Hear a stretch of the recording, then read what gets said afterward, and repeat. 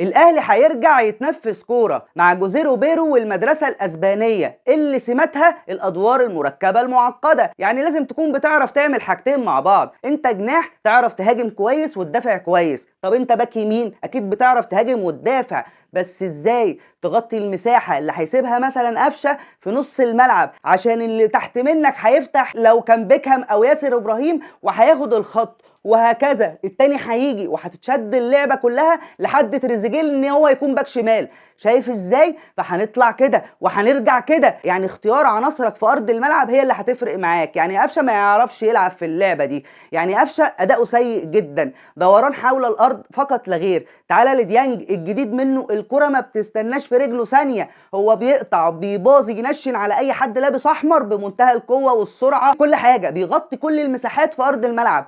خروج بالكوره ما بيعرفش يرقص بقى، مش هستنى منه تشيب باص ولا ان هو، لا هو انا ده اللي انا عايزه منك، اديها لرمضان. رمضان هيطلع بالكوره لتريزيجيه، وهي دي بقى رحله التدرج بالكوره. يعني الشناوي مش هيعرف يلعب اللعبه دي لان الشناوي ما بيعرفش يطلع برجله، وهو كمان اداؤه سيء. فهي الفكره كلها لازم تكون ادوارك مركبه، حتى حارس المرمى يكون بيعرف يصد ويكون بيعرف يلعب برجله. شكرا لحضراتكم، نتلاقى على خير في حلقه جديده. انا جبت ميه.